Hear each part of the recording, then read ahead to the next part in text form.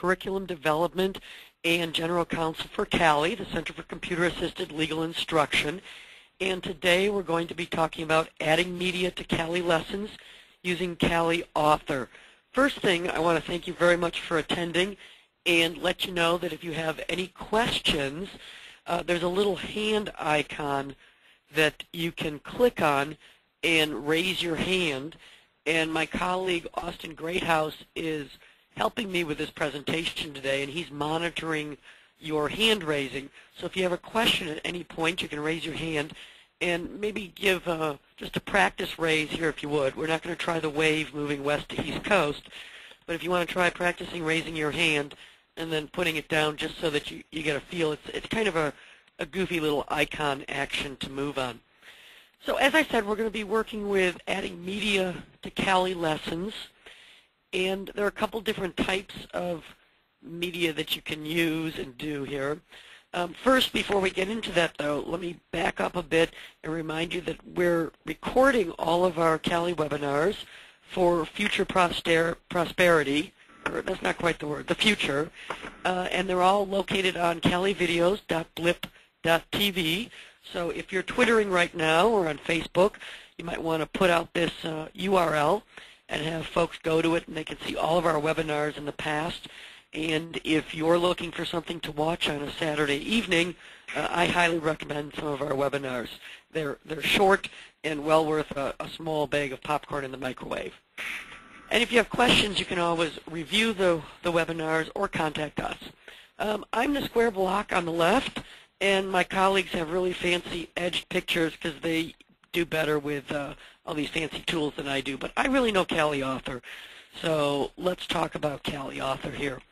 There are a lot of reasons that you might add media to lessons, and the first thing I want to brag about here is our illustrations actually that are in part of our website. And I'm going to pull my different screen over here to show you this. And Austin, I'm hoping you're going to tell me if this is working. I've brought the cali.org website over. Yep, I can see it. Great. And then I'm going to Tools, and this is our brand new website. It's only about 7 days old right now, so it still has that brand new, fresh website smell, which I love. And I'm scrolling down to Legal Education Commons, and I'm going to click there. And it's just going to take a second here to load because apparently my web connection has decided to become slow.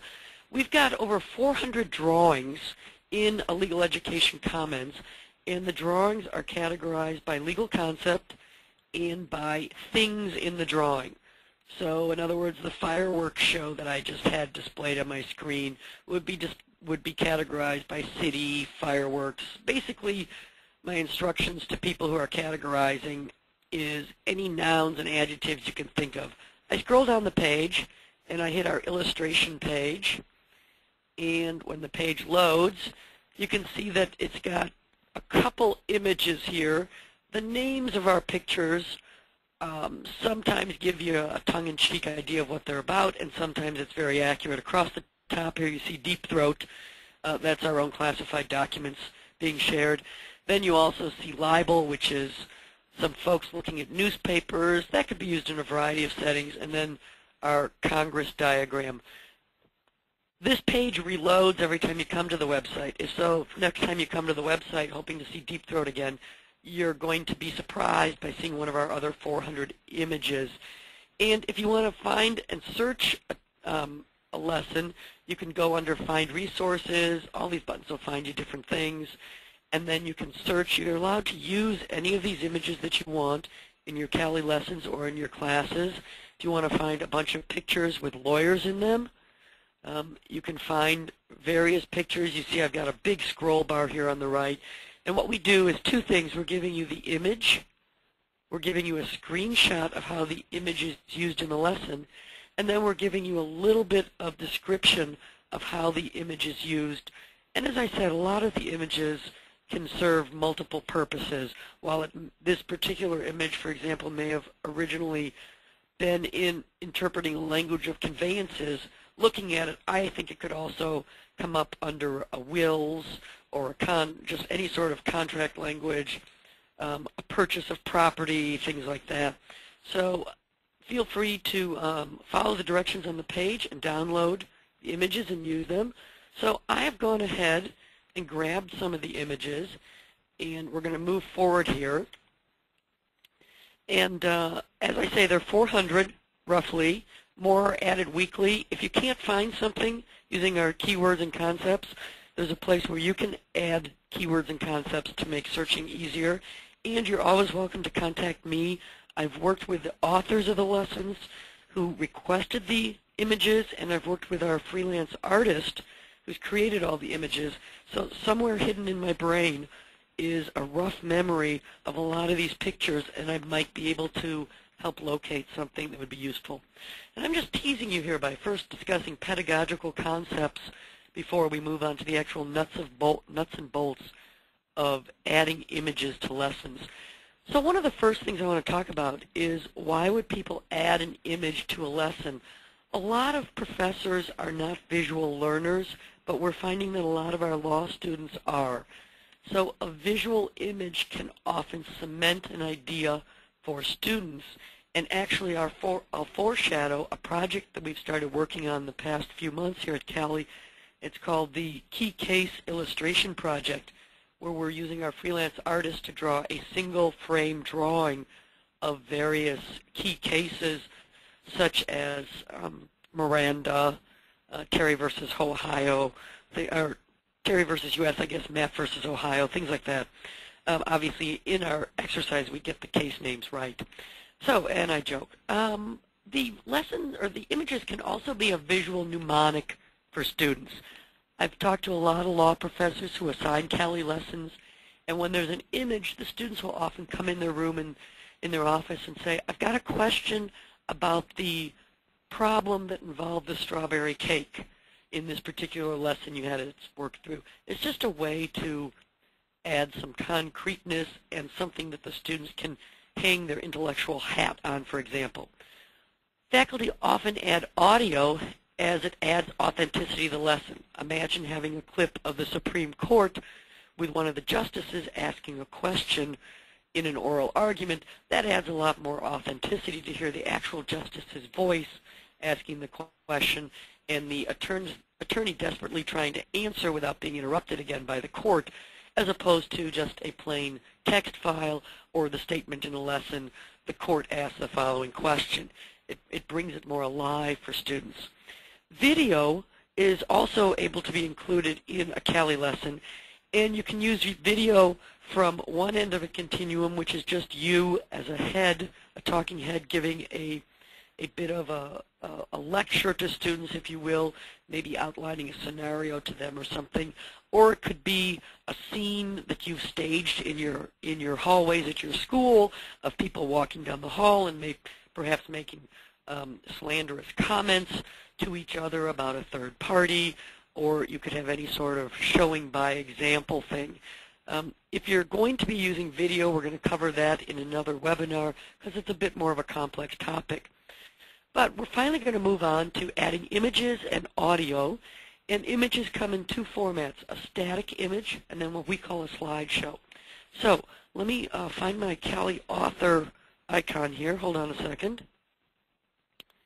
And we're going to create a brand new lesson and add some images. So to get to CALI Author software, as most of you probably know, you go to the CALI website and follow the links to download it. I've done that already. I've already double-clicked on the icon for CALI Author that's on my desktop, and now I'm ready to open a new lesson. So I go to File, New Book, and it says, what would you like to call this? I'm just going to leave these headings in here right now because we're focused on images today. I'm going to click OK. If you're interested about how to fill in that box that I just so quickly passed by, you can watch one of our videos on Blip TV that deals with creating lessons using CALI Author. So this is the template that appears, and this is what students see. I'm going to close our instruction box and our informational box, and I'm going to press F key, F3, the function key F3, and that takes me from viewing mode into authoring mode. And now I'm going to go to a page to add some material. It's important to keep in mind that you can add a picture to any type of page in a CALI lesson. I may have gone past my slide too quickly. Let me bring it up here again. That when you're working through adding images, the images have to be one of these types of formats. And for a quirk in CALI Author, you can't use spaces in your file names. They will not work properly. And the image must reside in the same folder as the .cbk file. .cbk, for those of you experienced with using CALI Author, know that CBK stands for CALI Book. It's our file extension, just as PowerPoint uses PPT. So you must put the image inside the same folder as the CBK. Same thing with the audio. It must reside within the same folder, and WAV files are the preferred format. Slideshows are images that move, so same type of image requirements. And as I say, it's more like a PowerPoint than a cartoon, but we'll explore that in a couple minutes. All right, so back to CALI Author, where we're going to actually add some images. So the first thing I'm going to do is I go to the Question tab, I go to the tab that says Picture, and I'm now going to select a picture to add. So I click Browse, and I've added some images already into the folder that this brand new lesson will reside in. Often you might have to use your Windows Explorer to move images from one part of your computer onto another. The default save directory for CALI Author is a folder on your hard drive called CALI, My Books. So I'm in that folder right now, and I'm going to share with you an exciting picture of my dog. This is him in his more quiet times when he was a puppy. And if I go to the student view, it's not showing right away, but we'll make that work in a second here. I'm going to save the file. Sometimes if it won't show up right away, you have to save it. And I'm also going to add some ADA, Americans with Disabilities Act, description. This is so when a text reader runs across this page in the lesson, it just doesn't report to the student, there's a picture here, I can't see it, which could be distressing to the student, but instead it reads the text. So I usually begin by describing whether or not I'm dealing with a photograph, a cartoon, an illustration, a map, some sort of grounding point for the student. So I'm going to call this photo of really cute dog. I'm going to save again. And I'm just going to close this here. Sometimes you have to close the lesson and reopen it to get the images to appear. Just some quirks here in the software. And there's my dog. I'm looking at this in student mode. So, of course, I can make my dog nearly life-size. He's 80 pounds right now, so obviously this is an old picture. And there's one other thing that I can do when I'm dealing with images on a question page that's called a book page. And notice I've gone to my Info tab and then the subsequent Info tab, and I'm seeing page type is described as book page. I said before that you could add an image to any type of page, and that's true. You can add a still image to any page in the lesson. Multiple choice questions, true, false, checkbox, anything you want. The unique thing about adding an image, though, to a book page is you get some bonus capabilities. I'm going to go back to my question tab, back to my picture tab, and I'm going to click on Hot Link, New Hot Link. And before I click on that, I want you to try and look right around my dog's mouth, right where I'm moving my cursor. In this area, about a 1 by 1 inch outlined blue box is going to appear when I click this new hot link box. I guess it's a black outline now that I look at it more closely, and it's smaller than 1 inch by 1 inch, but hopefully you can see it.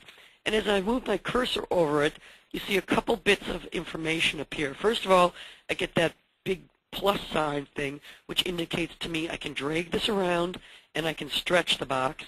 And second, it gives me some information that this is the first hot link I've created, and that hot link has no ADA tagging information. Well, that makes sense because I haven't done anything yet.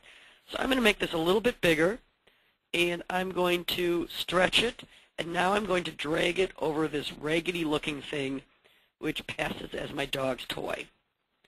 It's one of those wild yarn things that golden retrievers love to hurl about for hours on end. So now I've created a hotspot.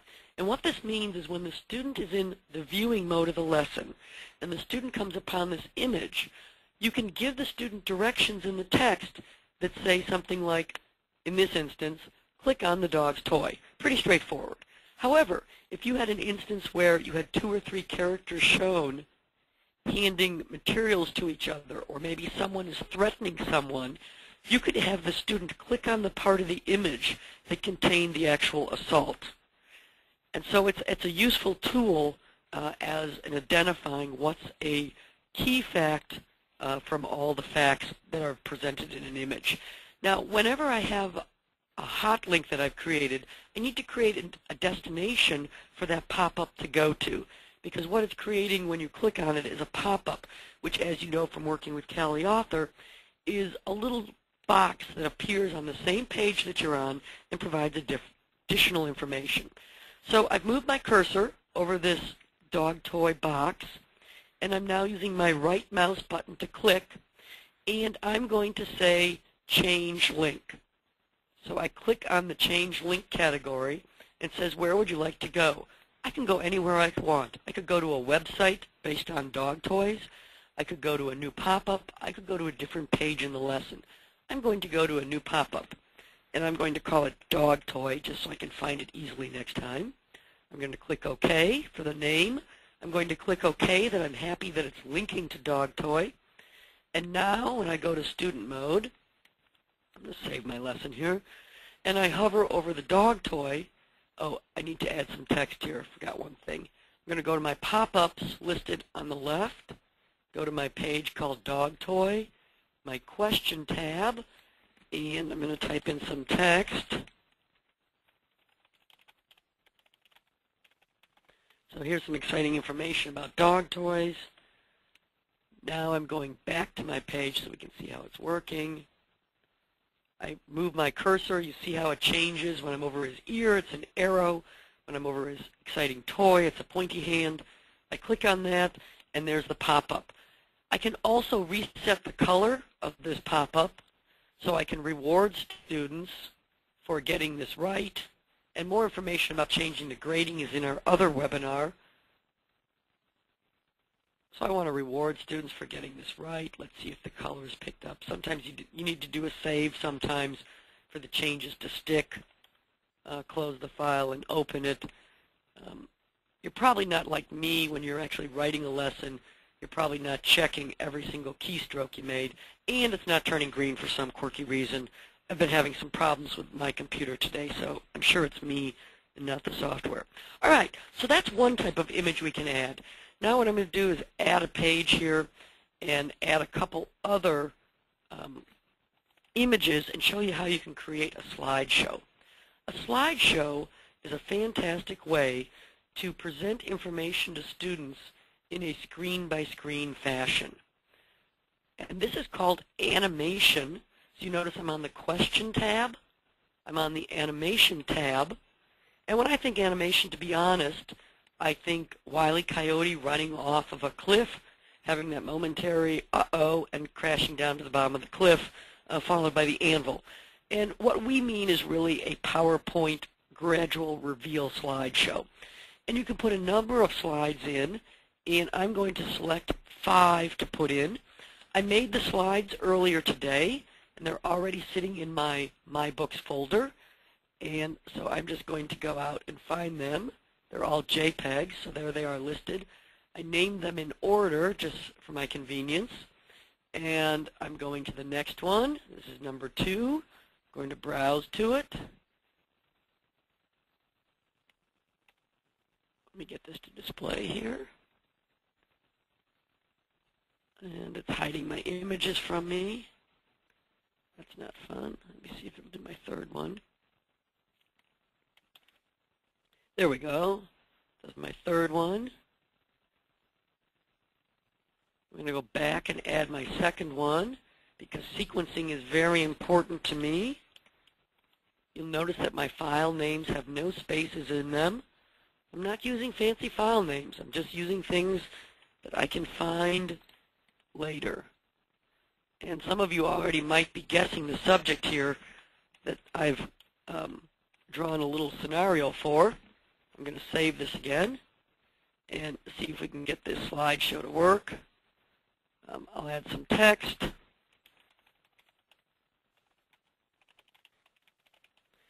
course, I'm in the exciting area of wills and trusts. And the question is, what happens when A dies? So A is married to B. I move to the next screen. A and B have some children, Huey, Dewey, and Louie. B dies. A finds a new spouse, and together they have child G, Goofy. And now A is no more. So who gets the money? And you can see that if you put this final chart up for students, it could be rather complicated and intimidating to them to work through. But if you give it to them step by step, it goes much smoother, hopefully. So you can use slideshow for a lot of different things. That's kind of cool. The next thing I wanted to show you is how to add some audio. And we're going to add a simple screen here, or page rather, for audio. Audio you also add to a book page. And there's a slight quirk with adding audio. When we created the audio feature, we envisioned that you would always want to have some sort of a picture to go with the audio. Maybe a picture of the Supreme Court Justice as he's talking, something like that. So you always want to add a picture. I'm going to use my dog again. And my dog's going to become a ventriloquist. And my dog will be talking to us. And I'm hoping, I'm not sure if my sound is boosted high enough here, so I might have to talk you through this sound file. Oh, that's worth hearing again. Hold on a second.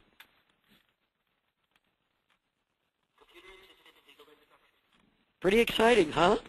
So we just have a simple soundbite saying computer-assisted legal instruction, obviously. But you could put text on this page also. Usually when we have an entire audio file, we put a sound transcript, again, for students who have hearing disabilities so that they're not missing out on material. So those are the key points of adding audio and video, or audio rather, and images to CALI Lessons, including adding hotspots and slideshow. And I'm open to questions.